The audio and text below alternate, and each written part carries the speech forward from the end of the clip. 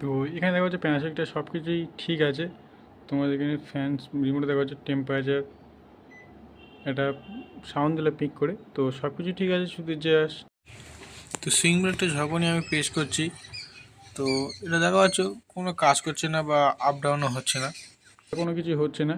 তুমি ভালো করে দেখো। তো এটা দেখবো খুলে কী প্রবলেম আছে, তো চলো এটা খুলে দেখে। তো ভিডিওটা এই কারণে ফার্স্ট যাচ্ছি যাতে তোমার দেখতে সুবিধা হয়। যারা চ্যানেলটি সাবস্ক্রাইব করেছো তাদের অসংখ্য ধন্যবাদ। আর যারা এখনো করেন তারা like, comment, share, subscribe and ফলোটা করতে কেউ ভুলবে না। তো চলো ভিডিওটা পুরোপুরি কন্টিনিউ করি আর তোমরা দেখতে পাবো কী সমস্যা হয়েছে। তো এই সুইং মোটরটা আছে, তো এটাকে খুলেছি। তো এখানে আমি টেপ দিয়ে দেখছিলাম যে মোটরটা ঠিক আছে কিনা। আর এখানে আগে দেখা হচ্ছে কেউ রিপেয়ার করেছে, এগুলো সব জয়েন করা আছে। তো এখানে যে মোটরটা আর খারাপ আছে, তো এটা চেঞ্জ করে দিলে যে ব্লোয়ারটা সুইংটা আছে, তো এটা আবার স্টার্ট হয়ে যাবে। তো দেখা পাচ্ছ, তো এই মোটরটাকে চেঞ্জ করতে হবে। তো এখন এই মোটর নেই, তো এটা আনবো।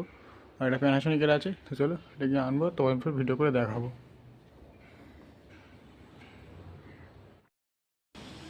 তো এখন বাইরে কেয়ালে যদি ঘেঁটে যাচ্ছি, তো তোমার আওয়াজ শুনতে পাচ্ছ অনেকটা নিচের ব্রিজের কাজ হচ্ছে। আর আমার হাতে দেখা হচ্ছে এই সুইং মোটর আর বোর্ডটা আছে, এই দুটোই খারাপ হয়েছিল। তো এই দুটো নিয়ে গিয়ে ওখানে লাগাবো। আর চলো তোমার এখানে দেখাচ্ছি, আর সঙ্গে লাগাচ্ছি, চলো দুটো দেখাচ্ছি।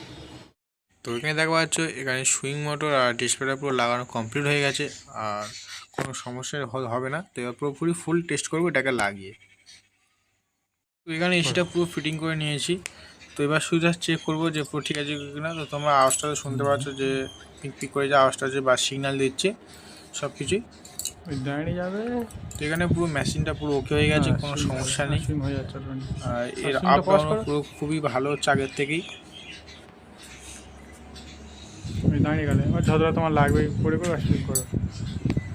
1 2 3 4 5, ব্যাস।